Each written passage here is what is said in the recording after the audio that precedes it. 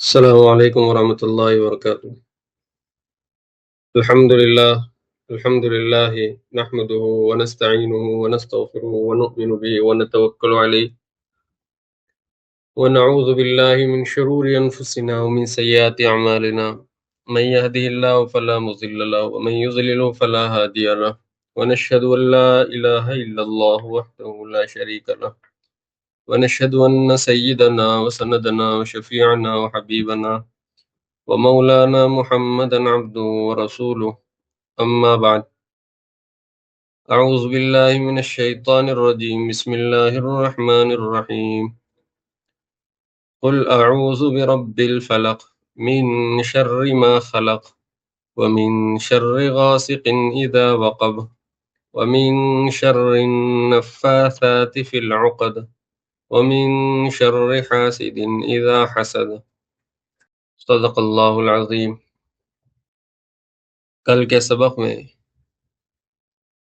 سورہ اخلاص کی مختصر تشریح آپ حضرات کے سامنے عرض کی گئی تھی، جس صورت کا خلاصہ یہ تھا کہ اس میں حق تعالیٰ نے اپنی وحدانیت اور اپنی صمدیت اور اپنی پاکی اور سبحان ہونے کی شان کو بیان فرمایا۔ احد سے وحدانیت کو بیان کیا گیا، احدیت کو بیان کیا گیا کہ وہ ہر اعتبار سے یکتا ہے، ذات میں یکتا ہے، صفات میں یکتا ہے، مستعان ہونے میں یکتا ہے، کمالات میں یکتا ہے، ربوبیت میں یکتا ہے، فعل میں یکتا ہے، صفت میں یکتا ہے، ذات میں یکتا ہے، وجود میں یکتا ہے۔ پھر اس کے بعد شان صمدیت کو بیان کیا گیا کہ وہ ایسے یکتا ہے کہ وہ تمام مخلوقات سے بے نیاز ہے، لیکن تمام مخلوقات اس کی محتاج ہیں۔ دونوں باتیں صمدیت میں داخل ہے، یہ بات کل کہی گئی تھی،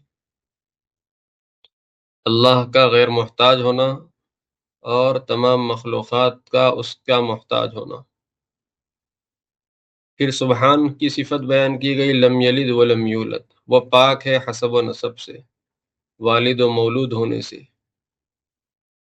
ولم یکن لہ کفوا احد کے ذریعے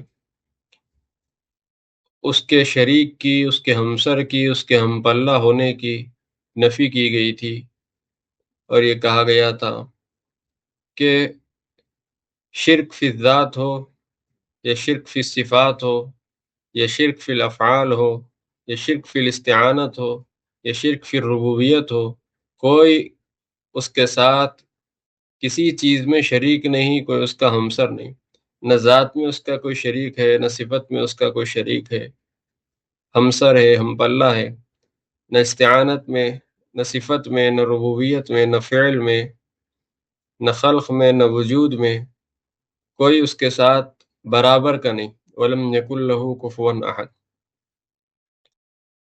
آج ہے سورۃ الفلق،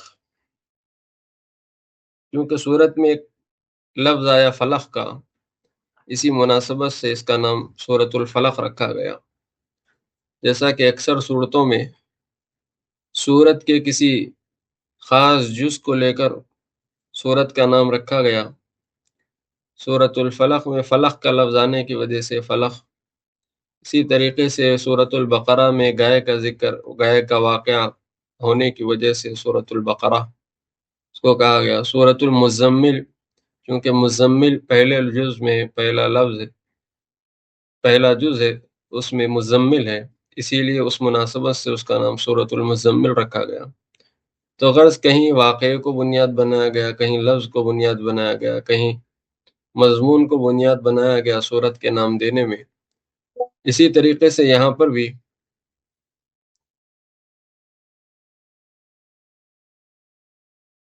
فلق کے لفظ کو لیتے ہوئے سورت کا نام رکھا گیا۔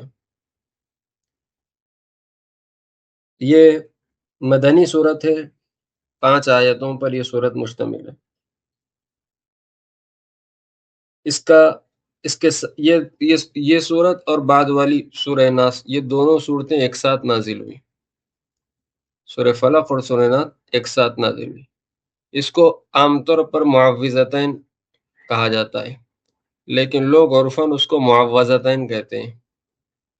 صحیح تلفظ جو ہے اس کا واو کے زیر کے ساتھ ہے، معوذتین۔ عوض یعوذ تعویذ کے معنی آتے ہیں پناہ دلانا، معوذ کے معنی آتے ہیں پناہ دلانے والی، حفاظت دلانے والی، بچانے والی۔ تو اب معوذ کے معنی آتے ہیں بچانے والی، پناہ دینے والی۔ اس کو چونکہ دو صورتیں ہیں یہ، اسی لیے اس کو تثنیہ بنایا گیا، معوذتین، پناہ دلانے والی، حفاظت دلانے والی، بچانے والی، امن دینے والی، یہ اس کے معنی ہے اصل۔ لیکن لوگ عام طور پر اس کو معوذتین کہہ دیتے ہیں۔ معوذ کا معنی اردو میں جو آتا ہے وہ آتے ہیں جس کو پناہ دی گئی، یعنی اگر قاری نے قرأت کی، پڑھا، اس کو احصار کیا، اس کو دم کیا، تو اسی صورت میں اس کو پناہ دی گئی، تو معوذ بندہ ہوتا ہے، صورت نہیں ہوتی۔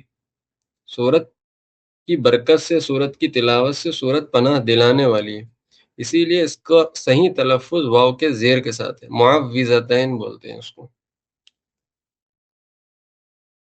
پہلے ترجمہ سن لیں، پھر آپ کو ضرورت پڑے گی اس کے سمجھنے کے لیے واقعے کی، چونکہ کچھ ایسے جملے ہیں اس میں جو جملے جو ہے آپ کو واقعے کے بعد ہی حل ہو سکتے ہیں۔ فرمایا جا رہا، قل، اے محمد آپ کہیے، آپ فرمائیے، آپ پڑھیے، اعوذ برب الفلق، میں پناہ مانگتا ہوں، ایک ترجمہ۔ دوسرا ترجمہ، میں حفاظت چاہتا ہوں، میں حفاظت چاہتا ہوں، میں حفاظت میں آنا چاہتا ہوں، یوں بھی کیا جا سکتا ہے اس کا ترجمہ۔ صبح کے رب کی، صبح کے رب کی حفاظت میں آنا چاہتا ہوں، میں صبح کے رب کی حفاظت، صبح کے رب کی پناہ میں، حفظ میں آنا چاہتا ہوں، حفاظت میں آنا چاہتا ہوں۔ پناہ مانگنے کے لفظ سے ہم اس لیے ترجمہ نہیں کر رہے ہیں، اس لیے کہ گزشتہ چند سالوں سے پناہ کا لفظ جو ہے ایک اچھی جگہ کے لیے استعمال نہیں ہو رہا ہے۔ اردو زبان وقت کے حساب سے آہستہ آہستہ تبدیل ہوتے رہتی ہے، استعمال اس کا بدلتے رہتا ہے، محاورات بدلتے رہتے ہیں، رواج بدلتے رہتا ہے۔ عام طور پر بری جگہوں کے لیے آدمی اس کا لفظ استعمال کرتا ہے، جیسا کہ کوئی آدمی شریر ہو یا کوئی مسئلہ ہو تو کہتے ہیں کہ میں پناہ چاہتا ہوں، میں پناہ مانگتا ہوں۔ یہاں پر حفاظت لے لینا چاہیے، قل اعوذ برب الفلق، میں حفاظت میں آنا چاہتا ہوں، یا میں حفاظت طلب کرتا ہوں صبح کے رب کی، من شر ما خلق، کس سے؟ میں اللہ کے حفظ میں آنا چاہتا ہوں، لیکن کس چیز سے؟ من شر ما خلق، ان تمام چیزوں کے شر سے جو کچھ کہ اللہ تعالیٰ نے پیدا فرمائے، تمام مخلوقات کے شر سے میں اللہ کی حفظ و امان میں آنا چاہتا ہوں، میں صبح کے رب کی حفظ و امان میں آنا چاہتا ہوں۔ یہ ترجمہ ہوا اس کا۔ دوبارہ دیکھیں، اعوذ برب الفلق، میں صبح کے رب کی حفظ و امان طلب کرتا ہوں، پناہ طلب کرتا ہوں، حفظ و امان طلب کرتا ہوں صبح کے رب کی تمام مخلوقات کے شر سے۔ ومن شر غاسق اذا وقب، اور اندھیری رات کے شر سے جب اندھیرا چھا جائے۔ ومن شر النفاثات فی العقد، اور ان عورتوں کے شر سے، ان عورتوں کے شر سے جو کہ گرہوں میں پھونک مارنے والی ہیں۔ شر النفاثات، نفاسہ کے معنی آتے ہیں پھونکنا، دم کرنا، ان پھونکنے والی خواتین کے شر سے جو کہ پھونک مارتی ہے گرہوں میں، گھیٹی، گرہا بولے تو گھیٹی۔ ومن شر حاسد اذا حسد، اور حاسد کے شر سے جب کہ وہ حسد کرتا ہے۔ اس کا ایک شان نزول مفسرین نے لکھا، وہ یہ ہے کہ یہودیوں کو نبی رحمت صلی اللہ علیہ وسلم سے سخت دشمنی تھی حسد کی بنیاد پر۔ اس وجہ سے، اس بنیاد پر کہ نبوت جو ہے بنو اسرائیل سے نکل کر، بنو اسحاق سے نکل کر بنو اسماعیل میں چلی گئی۔ حضرت ابراہیم علیہ السلام کی دو اولادیں، حضرت اسماعیل، حضرت اسحاق۔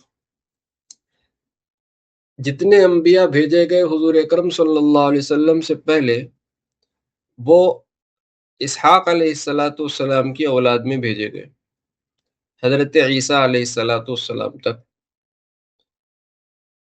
تو وہ یہ زعم میں اور یہ فخر میں مبتلا تھے کہ اب جو آخری نبی کی بشارت تورات میں، زبور میں، انجیل میں ملتی ہے، وہ آخری نبی بھی ہمارے ہی خاندان سے آنے والے ہیں۔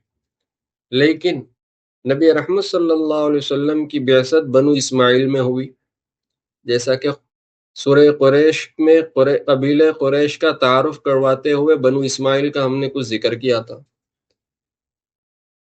تو اب یہاں سے یہ حسد پکڑا اور بنیاد پڑی کہ بھئی خاندان سے نبوت نکل کے دوسرے خاندان میں چلے گئی۔ یہ تو ایک وجہ ہو گئی کہ وہ فخر و امتیاز ختم ہو گیا جو خاندان کو حاصل تھا۔ اور دوسرے، پھر دین محمدی کا جو غلبہ ہونے لگا، جو غلغلہ ہونے لگا، جو اس کو فتوحات اور کامیابی ملنے لگی، اس کی وجہ سے یہودیت دم توڑنے لگی۔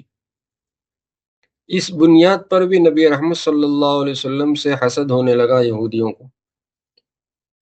اسی حسد کے نتیجے میں مدینے کے ایک یہودی لبید بن الاعصم، اس کا نام تھا، حدیبیہ کے سفر سے واپس ہونے کے بعد سن 7 ہجری میں محرم کے مہینے میں نبی رحمت صلی اللہ علیہ وسلم پر جادو کیا۔ نبی رحمت صلی اللہ علیہ وسلم پر جادو کیا۔ اس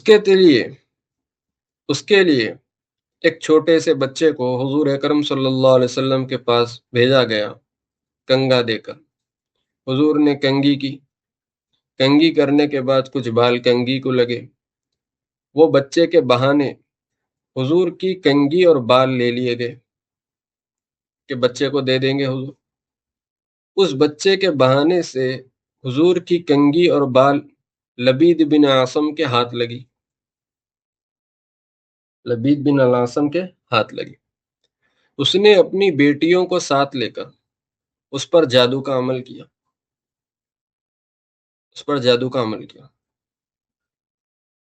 نبی رحمت صلی اللہ علیہ وسلم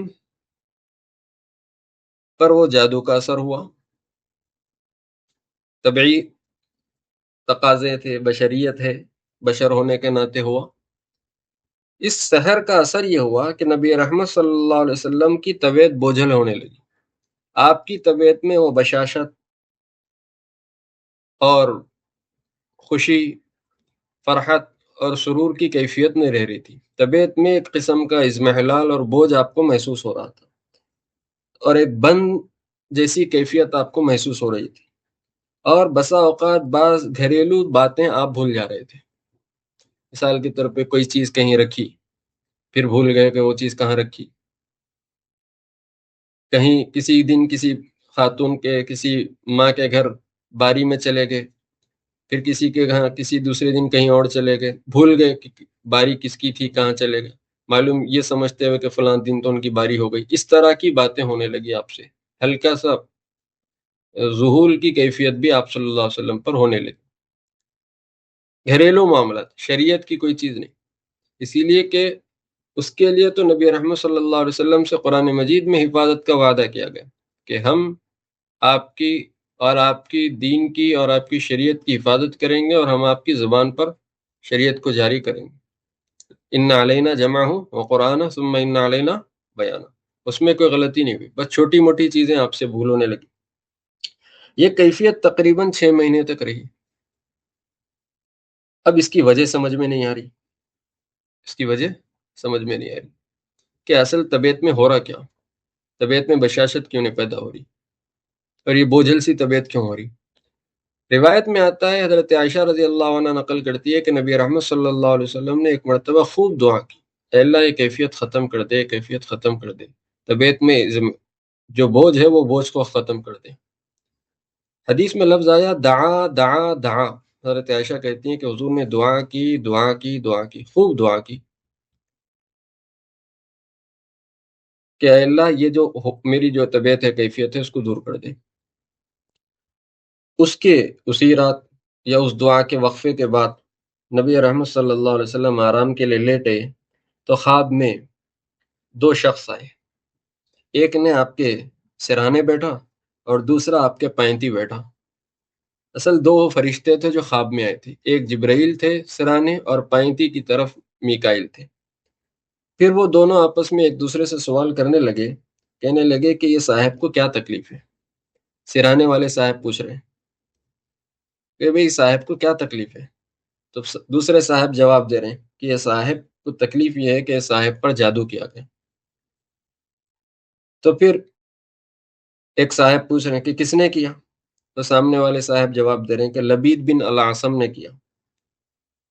پھر اس نے پوچھا کہ کہاں پر کیا، کس چیز پر کیا، تو سامنے والے 35 والے صاحب جواب دے رہے ہیں کہ کنگھی کے دانوں پر کیا گیا اور اس کے دندانوں کے اوپر بالوں کی گرہیں اور گھیٹی لگائی گئی، اور پھر اس کو کھجور کے گھابے کے غلاف میں، کور میں، گھابا کھجور کا ایک خوشہ رہتا، اس کے گھابا رہتا، وہ ڈالی پر ڈالی ڈالتے ہیں جہاں سے کھجور نکلتے ہیں، کھجور کے گھابے کے غلاف میں کور میں رکھ کر بئر زروان کے نیچے، بئر زروان کنویں کا نام تھا، یہ اس کنویں کے نیچے پتھر کے نیچے وہ کنگھی دبائی گئی۔ خواب دیکھ لی، خواب ہو گیا، صبح ہوئی، نبی رحمت صلی اللہ علیہ وسلم نے 3-4 صحابہ کو ساتھ لیا، بئر زروان پہنچے اور وہاں پر، اور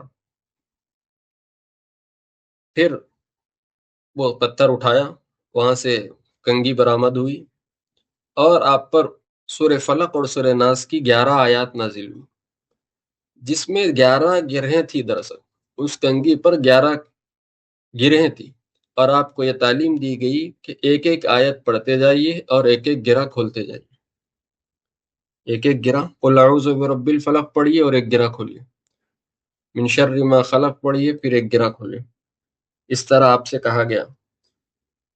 بعض حدیثوں میں یہ بات آئی کہ نبی رحمت صلی اللہ علیہ وسلم سورہ فلق اور سورہ ناس کی تلاوت کر رہے تھے اور گرہیں خود بخود کھل رہی تھی، اور اس طرح جب 11 آیات مکمل ہوئی تو 11 گرہیں خود بخود کھل گئی۔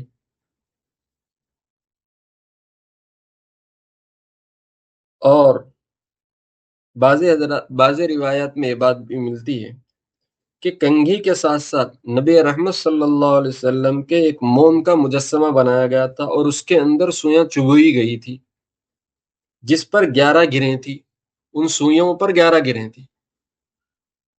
غرض جو ہو، کنگھی ہو یا موم کا مجسمہ ہو، وہ 11 گرہیں تھی اس پر، اور ان 11 آیات کی تلاوت کے ساتھ ساتھ معجزانہ طور پر وہ 11 گرہیں کھلی، اور نبی رحمت صلی اللہ علیہ وسلم کی طبیعت کی بندش اور طبیعت کا بوجھل پن ختم ہو گیا، اور وہ بے اطمینانی اور بے چینی کی جو کیفیت تھی وہ دور ہو گئی۔ روایت میں یہ بھی ملتا ہے کہ حضور واپس آئے، حضرت عائشہ رضی اللہ عنہ کو اطلاع دی کہ میرے ساتھ ایسا ایسا ہوا، اور اس واقعے کے بعد مجھے ایسا محسوس ہو گیا کہ میں بندھا جا رہا تھا اور وہ بندش ختم ہو گئی، میں کھل گیا، میں آزاد ہو گیا، یہ چیز مجھے محسوس ہونے لگی اس کے بعد سے۔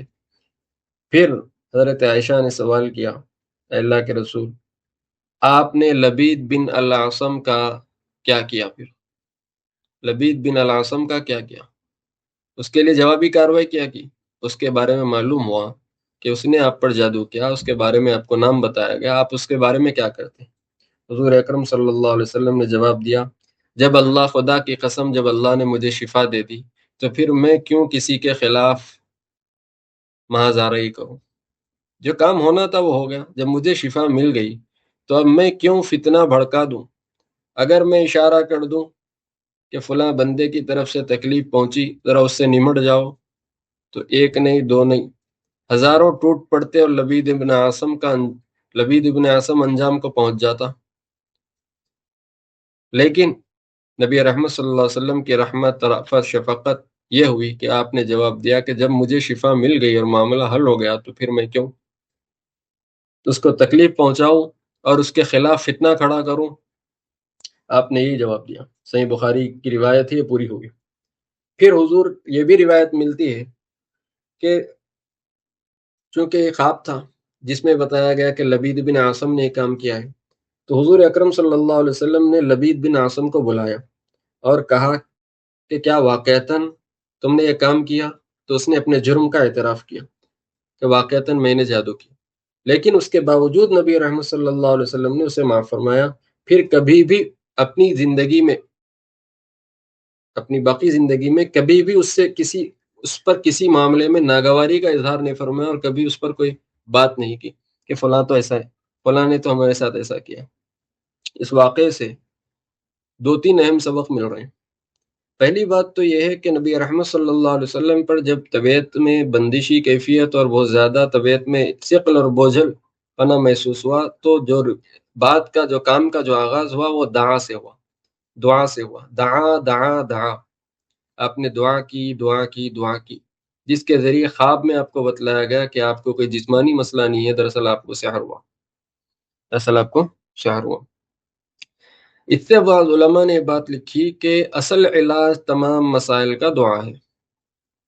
حضرت نے دعا کی دعا کی دعا کی، دعا کے بعد راہ نکل کے آئی گئی اور یہ بتایا گیا کہ آپ کو جو مسئلہ درپیش ہے وہ دراصل سحر کا مسئلہ ہے۔ اسی لیے اگر کسی کو یہ مسئلہ درپیش ہو جائے اور کسی کی تشخیص ہو جائے کہ فلاں نے آپ کو جادو ہے یا کوئی اور مسئلہ ہے، تو دعا، سب سے پہلی چیز دعا، یہ چیز معلوم ہوئی۔ اس کے بعد دوسری بات یہ معلوم ہوئی کہ یہاں پر جو جادو ہوا، اس جادو کے ذریعے علاج جو بتایا گیا وہ یہ ہے کہ جس پر جادو کی گئی، جس چیز پر جادو کی گئی، اس کا حل کر لینا، اس کو ختم کر دینا جادو کو ختم کر دیتا ہے۔ مثال کے طور پر جو کنگھی پر کیا گیا تھا، جو بالوں گرہیں لگائی گئی تھی، وہ کھول دیا گیا، جادو کا عمل ختم ہو گیا۔ معلوم یہ ہوا کہ اگر کسی پر سحر ہو، جادو ہو، تو اس کا طریقہ کار یہ ہے کہ جہاں پر جو چیز اگر کروائی گئی اس طرح کی اور کسی نے معتبر اور مستند ذریعے سے وہ چیز ملتی ہے، تو اس کا بس حل یہی ہے کہ وہ چیز جس پر جادو کروائی گئی، جس چیز کو لے کر کیا گیا، وہ اس کو ختم کر دیا جائے، اس کو کھول دیا جائے، یا اس کی جو بھی نوعیت ہو اس کو ختم کرنا ہی اصل علاج ہے اس کے اندر۔ اور تیسری جو چیز اس کے اندر معلوم ہوئی وہ یہ ہے کہ نبی رحمت صلی اللہ علیہ وسلم نے جادوگر کے نام کی واقفیت کے باوجود اس کے خلاف کوئی محاذ آرائی، کوئی اس سے انتقام نہیں لیا، کوئی اس سے انتقام نہیں لیا۔ اس سے بات معلوم ہوئی کہ آدمی نبی رحمت صلی اللہ علیہ وسلم کے اس وصف سے سبق لینے کی ضرورت ہے کہ کسی سے تکلیف پہنچنے کے باوجود اور جادو جیسی چیز سے تکلیف پہنچنے کے باوجود بھی نبی رحمت صلی اللہ علیہ وسلم نے معافی کو پسند فرمایا، معافی کو پسند فرمایا۔ یہ ایک اخلاقی سبق ہے اس کے اندر کہ جس سے واضح طور پر، صاف طور پر، ایک تو فرشتے کے ذریعے اطلاع، پھر لبید بن عاصم کا خود اعتراف کہ میں نے کام کیا، اس کے اقرار و اعتراف کے بعد حضور اکرم صلی اللہ علیہ وسلم کا اس کو معاف کر دینا ایک بہت بڑا پیغام دے رہا ہے کہ جس سے تب تکلیف پہنچی اور اس کے انتقام پر قادر ہونے کے باوجود آپ نے اس کو معاف کر دیا۔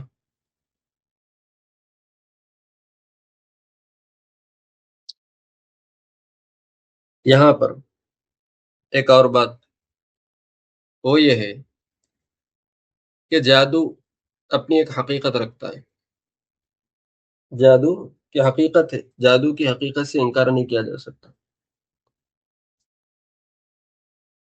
ایک مخفی چیز ہے، شیطانی قوت کے ذریعے نقصان پہنچانے والی چیز کا نام سحر ہے۔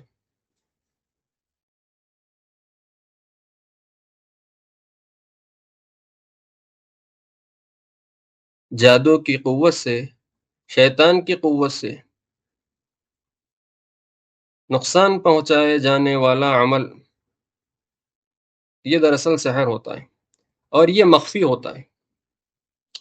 بات یہ ہے کہ دراصل کچھ کفریہ کلمات ہوتے ہیں، ان کفریہ کلمات کے ذریعے شیطان سے استعانت اور استمداد طلب کی جاتی ہے، اور جس کی وجہ سے شیطان خوش ہو کر بندے کی یہ بات سنتا ہے، اور اور وہ جو بولتا ہے وہ کرتا ہے۔ پھر یہ ہے اصل چیز۔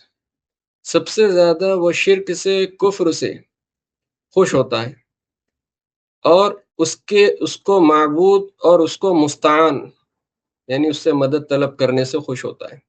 تو کچھ کلمات ہوتے ہیں، کفریہ کلمات ہوتے ہیں، شرکیہ کلمات ہوتے ہیں، جس میں براہ راست شیطان کو مستعان بنا جاتا ہے، یعنی یہ کہا جاتا، اس کو خطاب کیا جاتا ہے جیسے اللہ کو خطاب کیا جاتا، اس سے ایسی مدد طلب کی جاتی جیسے اللہ سے مدد طلب کی جاتی۔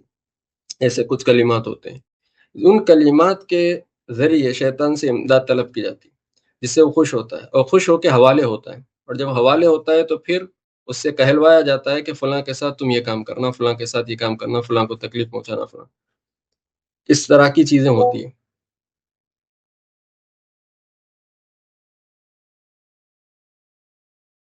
اسی لیے سحر کی ایک حقیقت ہے، جادو کی ایک حقیقت ہے، اس سے انکار نہیں کیا جا سکتا۔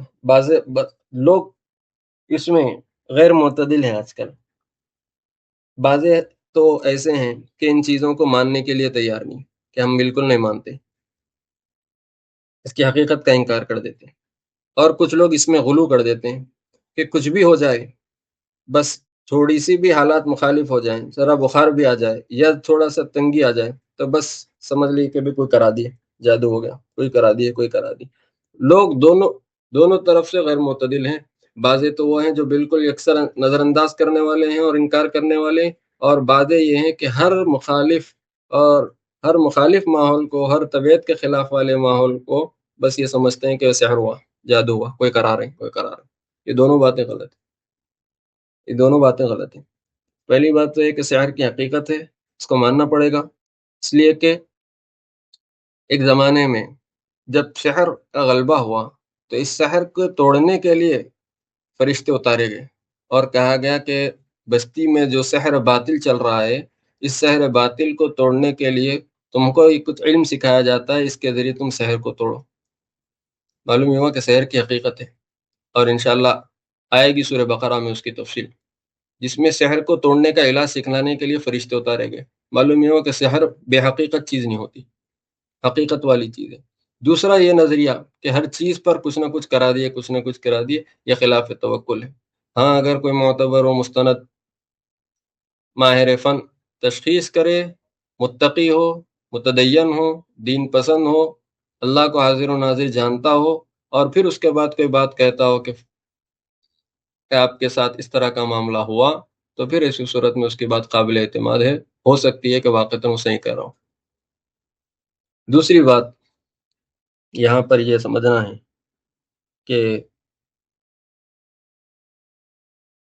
نبی رحمت صلی اللہ علیہ وسلم پر جادو ہوا، تو آپ صلی اللہ علیہ وسلم پر جادو کیسے ہوا؟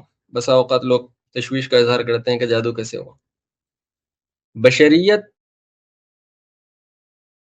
کے منافی نہیں ہے سحر، یعنی نبوت کے منافی نہیں ہے سحر۔ کوئی نبی ہو اور نبی ہونے کی وجہ سے اس کے اوپر سحر نہ ہو، ایسا نہیں۔ اصل یہ بشریت کے تقاضوں میں سے ایک چیز ہے کہ کسی مادی چیز سے یا کسی مخفی چیز سے اثرات سے متاثر ہونا، اور چونکہ نبی رحمت صلی اللہ علیہ وسلم بشریت کے لبادے میں تھے، اس لیے اسباب دنیاویہ کے تحت کسی سبب دنیاویہ سے آپ کا متاثر ہونا یہ آپ کے نبوت کے خلاف نہیں ہے، نبوت کے خلاف نہیں ہے. نبی ہوتے ہوئے سحر کیسا ہوا؟ یہ اثر اسباب دنیاویہ میں سے ایک سبب دنیا ہے، اور سبب کے ساتھ مسبب کا وجود ہونا ضروری ہے. جیسا کہ نبی رحمت صلی اللہ علیہ وسلم بشر تھے، تو اب بشر ہونے کے ناطے بھوک لگی، تو آپ کا بھوک لگنا نبوت کے منافی نہیں ہے. کھانا کھائے نبوت کے منافی نہیں ہے. شادی کیے نبی ہونے کے منافی نہیں ہے. یعنی خلاف نہیں ہے. وہ نبی ہوتے ہوئے ہی نہیں ہو سکتا، ایسی بات نہیں ہے. جس طرح نبی ہوتے ہوئے کھانا پینا، بھوک، نکاح، اولاد، یہ تمام چیزیں آپ کو لگی، بیماری آپ کو لگی، تو نبی ہوتے ہوئے یہ تمام چیزیں جب جیسے مخالف نہیں ہے، مغایر نہیں ہے اس کے، اور اس کے منافی نہیں ہے، ایسے ہی نبی ہوتے ہوئے سحر ہونا، سحر کا اثر ہونا آپ پر، یہ کوئی منافی چیز نہیں ہے. یہ بسا اوقات بعض حضرات کو اس طرح شبہ ہوتا ہے، اس لیے پیش کی گئی یہ بات. اس صورت میں اس صورت کی ان صورتوں کے فضائل میں نبی رحمت صلی اللہ علیہ وسلم نے ارشاد فرمایا، نسائی میں روایت ہے، سب سے افضل تعوذ اگر کوئی ہے، سب سے بہتر تحفظ، سب سے بہتر حفاظتی کلمات اگر کسی کہنے والے نے کہے تو وہ سورہ فلق اور سورہ ناس ہے. ایک اور موقع پر حضور نے فرمایا کہ کسی پناہ مانگنے والے نے، کسی حفاظت چاہنے والے نے فلق اور ناس سے بہتر کسی اور کلمات سے پناہ نہ چاہی، حفاظت نہ چاہی. یعنی حفاظت کے باب میں، تعوذ کے باب میں، پناہ کے باب میں فلق اور ناس سے بڑھ کر کوئی چیز نہیں. فلق اور ناس سے بڑھ کر کوئی چیز نہیں.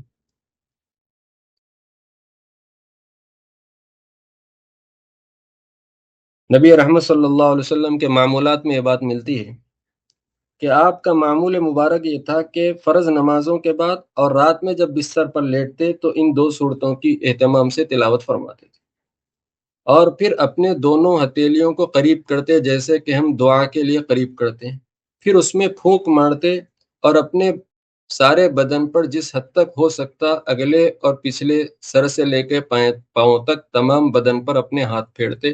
اسی کو دم کرنا کہتے ہیں. اسی کو دم کرنا کہتے ہیں. بسا اوقات بعض لوگ کہتے ہیں کہ یہ دم کیا چیز ہے، دم نہیں ہونا، یہ سب کیا چیز ہے، صرف دعا ہونا چاہیے. یہ دم درود کو نہیں مانتے. جائز دم درود کی کچھ حدود ہیں، ان حدود کے ساتھ وہ جائز ہیں. یہاں پر بھی پھر ایک مسئلہ ہے، لیکن پھر کسی اور موقع پہ اس کو عرض کریں گے. نبی رحمت صلی اللہ علیہ وسلم کے سے جو الفاظ ملتے ہیں حدیثوں میں، وہ یہ کہ آپ نے معوذتین کے پڑھنے کے بعد اپنے دونوں ہاتھوں کو قریب کیا اور اس میں پھونکا اور پھر اپنے سارے جسم پر ہاتھ پھیرا. اور اس میں جو لفظ ملتا ہے، اس لفظ میں ایک اور معنوی چیز ہے، وہ یہ کہ تھوکنے میں اس طرح ہوتا ہے کہ ہلکے سے تھوک کے ذرات، تھوکنے بالکل ہلکے تھوک کے باریک چھینٹے بھی نفس میں شامل ہوتے ہیں، سر تھوکنے میں شامل ہوتے ہیں، اسی کو دم کہتے ہیں. لیکن چونکہ طبیعتوں میں بسا اوقات لوگ اس کو ناپسند کرتے ہیں یا کر سکتے ہیں، کراہت کا اندیشہ ہو سکتا ہے، اسی لیے احتیاط کر دیتے ہیں بڑے حضرات، ایسی پھونک مار دیتے ہیں. ورنہ تو جو لفظ وہاں پر عربی کا لفظ ملتا ہے، حدیث میں مشکات میں جو لفظ ملتا ہے حضور کے دم کرنے سے متعلق، اس میں یہ بات آتی ہے کہ دم میں تھوڑے سے تھوک کے ذرات شامل ہوتے ہیں. اس عربی کے اس لفظ میں وہ بات بھی پائی جاتی ہے کہ ایسا پھونکنا کہ جس سے ہلکا تھوک کے ذرات بھی اس میں شامل ہوں.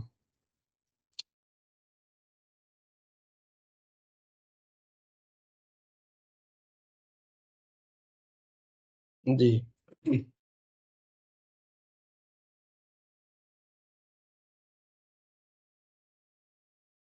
ایک اور روایت میں یہ بات ملتی ہے کہ نبی رحمت صلی اللہ علیہ وسلم سورہ فلق اور سورہ ناس کو نمازوں میں بھی، نوافل میں بھی، سنتوں میں بھی بکثرت پڑھا کرتے تھے، فلق اور ناس کو. اب آئیے اصل مضمون کی طرف. یہ تو پس منظر ہوا کہ کس وجہ سے یہ آیات اتری اور کیا ہوا. یہ دراصل تکوینی طور پر بھی کچھ واقعات ہوئے حضور اکرم صلی اللہ علیہ وسلم کے ساتھ.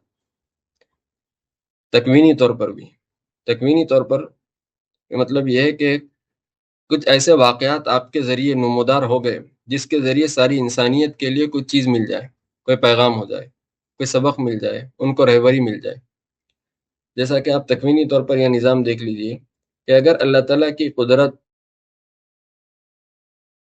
کے اعتبار سے دیکھا جائے تو کوئی بعید نہیں تھی یہ بات کہ لبید بن عاصم جادو کرے اور آپ پر جادو کا اثر نہ ہو. یہ بات کوئی بعید نہیں تھی. اللہ تعالیٰ کی قدرت سے یقیناً ممکن تھی یہ بات کہ لبید بن عاصم کا جادو بے اثر ہوتا، لیکن تکوینی نظام کے تحت یہ ہوا تاکہ اس کے ذریعے امت کو ایک چیز ملے، اس میں بھی بہت سارے پہلو ہے اگر دیکھا جائے تو قدرت سے تو بعید نہیں تھی یہ بات، ممکن تھی یہ بات، یقینی تھی یہ بات کہ لبید بن عاصم کا جادو بے اثر ہوتا اور حضور محفوظ ہوتے، لیکن تکوینی طور پر حضور سے اس طرح کا اثر ہوا. اور یہ بات اس کے ذریعے یہ بات معلوم ہو گئی کہ ایک تو جادو حقیقت کی چیز ہے، اس لیے کہ نبی پر بھی ہوا، اور دوسرے یہ کہ اس جادو کے بہانے سے امت کو فلق اور ناس جیسی چیز ملی. اور یہ بات بھی اس میں ممکنہ درجے میں بات تھی کہ امت میں اس قسم کا مسئلہ پیش آ سکتا ہے بکثرت، تو ان کو ایک حل چاہیے، علاج چاہیے. تو نبی رحمت صلی اللہ علیہ وسلم کے اس بہانے سے امت کو یہ تحفہ مل جائے کہ تمہارے آپس میں ہونے والے سحر کا توڑ ہم یہ پیش کرتے ہیں کہ فلق اور ناس پڑھو. تو یہ بھی تکوینی نظام کے اثرات و برکات میں سے. پھر اس میں یہ بات بھی ہے کہ جادو ہوئی، جادو کا علم ہوا، جادوگر کا علم ہوا، لیکن نبی نے انتقام نہیں لیا. اس سے بات معلوم ہوئی کہ اگر کسی کو معلوم ہو بھی جائے کہ فلاں نے جادو کیا ہے تو تم انتقام نہیں لینا، اس لیے کہ حضور کی سیرت یہ بتلا رہی کہ جادوگر سے انتقام نہ لو. یہ تکوینی نظام کے تحت ہوئی یہ سب چیزیں، تاکہ امت کے اندر اس طرح کے واقعات ہونا ممکن تھا، اور ایسے واقعات میں نبی کی سیرت نمونہ بن جائے لوگوں کے لیے. اس میں ایک اور بات یہ بھی معلوم ہوئی کہ حضور کو فرشتوں کے ذریعے معلوم ہو گیا تھا کہ لبید بن عاصم ہے. پھر خود اعتراف کے لبید بن عاصم کو طلب کرنے کے بعد لبید بن عاصم کے اعتراف کے بعد بھی معلوم ہوا کہ اس نے کام کیا. اس میں یہ بات ہے کہ جادوگر کا پتہ ہو جانے کے بعد بھی انتقام نہیں لینا، اور جادوگر معلوم کرنے کی بھی کوشش نہیں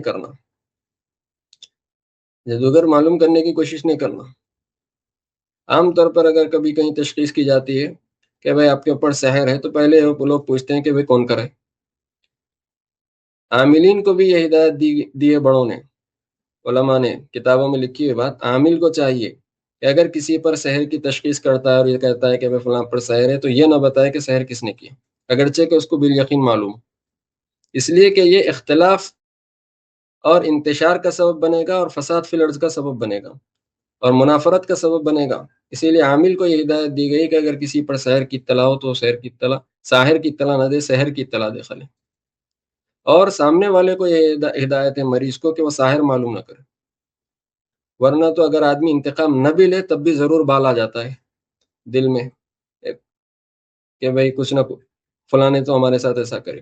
اور دوسری بات یہ ہے کہ عامل اگر بتائے بھی تو عامل کا بتانا وہی نہیں ہے. مریض کو، عامل کو نہیں بتانا چاہیے مریض کو، لیکن اگر بتا بھی دے تو وہ وہی نہیں ہوتا، وہی نہیں، قرآن و سنت نہیں ہوتا، قطعی علم نہیں ہوتا. اس کی بات ایسی نہیں ہے جیسے کہ اللہ نے کہی، وہی کی بات نہیں ہے. اس کا ایک تجربہ ہے، اس کا ایک مشاہدہ ہے، اس کے قرائن ہیں، اس کا تجربہ ہے. ایک ضمنی چیز ہے، وہ ضمنی چیز پر الزام نہیں دیا، ضمنی چیز کو بنیاد بناتے ہوئے یقین نہیں کیا جا سکتا، الزام نہیں دیا جا سکتا ہے کہ فلاں نے کیا ہے، فلاں نے کیا ہے. یہ بات اس لیے عرض کر رہے ہیں کہ بعض کچے عامل یا بعض غیر محتاط عامل بتا دیتے ہیں کہ تمہارے خاندان والوں میں سے ایسے ایسے کیا، اور سامنے والے لوگ بالکل یقین کر لیتے ویسی چھوا. پہلے تو یہ کہ وہ عامل نبی نہیں ہے کہ اس کے پاس وہی ہے اور انہیں بتائے تو آپ یقین کریں، وہ ضمنی چیز ہے، اس کے پاس گمان ہے بس اس کا. اسی وجہ سے الزام دینا یا اس سے متعلق حسد و کینہ و بغض پالنا اپنے دل میں، یہ بالکل مناسب نہیں، اس لیے کہ آپ نے گمان کی بنیاد پر ایک چیز کو قائم کر لیا ہے، کوئی قطعی بات نہیں ہے. الزام دینے کے لیے یا ملزم ٹھہرانے کے لیے، مجرم ٹھہرانے کے لیے دو چیزیں ضروری ہے بس، اس کے علاوہ اور کوئی چیز نہیں. ایک یہ کہ عینی شہادت ہو کہ فلاں نے یہ کام کیا اور آپ نے دیکھا، کہ مثال کے طور پر جادو کا مسئلہ ہے، کسی نے جادو کیا کسی پر اور آپ اس کو دیکھیں، عینی شہادت ہے الزام دینے کے لیے، یہ طریقہ کار ہے. یا یہ کہ آپ نے نہیں دیکھا، کسی اور نے دیکھا، اور دو مستند صادق سچے عادل آدمی گواہی دیں کہ فلاں نے فلاں کے متعلق سحر کرتے ہوئے میں نے دیکھا. سحر بطور مثال کے پیش کروں، کسی کو بھی کسی بھی جرم میں پکڑنے کے لیے، کسی بھی الزام میں پکڑنے کے لیے ایک ہی چیز ضروری ہے، یا تو رؤیت و مشاہدہ ہونا، عینی شہادت ہونا اس کے اوپر، خود الزام لگانے والے کی عینی شہادت ہونا، یا نہیں تو پھر اس کا اعتراف ہونا کہ ہاں میں نے یہ کام کیا. دوسری دو ہی صورتیں ہیں کسی کو ملزم و مجرم ٹھہرانے کی، یا تو ملزم و مجرم خود اعتراف کرے اس بات کا کہ میں نے یہ کام کیا ہے، غلط کام کیا، یا کہ اس نے جو غلط کام کیا ہے اس پر کسی نے دیکھا ہو اور اس نے اس کی شہادت دی. اب یہ جو عامل حضرات کہہ دیتے ہیں کہ فلاں فلاں کر دیے ہیں، فلاں فلاں کرا دیے ہیں، فلاں خاندان کے فلاں فرد ہیں آپ کے، ایسا کر دیا، اور سامنے والے اس کو یقین کرتے ہیں اور پھر ان سے متعلق بدگمانی، اور پھر ہو سکا تو پھر ان کے خلاف بھی کارروائی ان کی طرف سے ضمنی بنیاد پر، پھر ان کے خلاف بھی ان سحر کرا رہے ہیں. ایسے ہوتے ہیں ضمنی بنیادوں پر، خیالی بنیادوں پر تعمیر ہو رہی ہے، خیالی بنیادوں پر ادھر سے علاج، خیالی بنیادوں پر ادھر سے علاج، اور خیالی بنیادوں پر ادھر کینا، اور خیالی بنیادوں پر ادھر کینا، دونوں طرف خیالی بنیادیں ضمنی بنیادوں پر ملزم و مجرم ٹھہرا رہے ہیں اور حسد اور کینہ پال رہے ہیں. اسی لیے یہ یہاں پر ایک ضرور سورہ فلق کے حوالے سے نبی رحمت صلی اللہ علیہ وسلم کے سیرت سے یہ بات ملتی ہے کہ آپ نے تو جادوگر کے معلوم ہونے کے باوجود بھی اس کے انتقام نہیں لیا، اس کے پیچھے نہیں پڑے. تو اسی وجہ سے ہم جیسوں کے درمیان اگر اس طرح کے واقعات ہو تو پہلے جادوگر کے پیچھے نہیں پڑنا. اگر معلوم ہو جائے تو وہ ضمنی بنیاد پر معلوم ہو، اور ضمنی بنیاد پر کسی چیز کی تعمیر نہیں کی جا سکتی. کسی پر الزام کے ثبوت کے دو ہی طریقے ہیں، یا تو مشاہدہ عینی شہادت، یا تو اعتراف جرم. اس کے علاوہ کوئی اور طریقہ کار نہیں.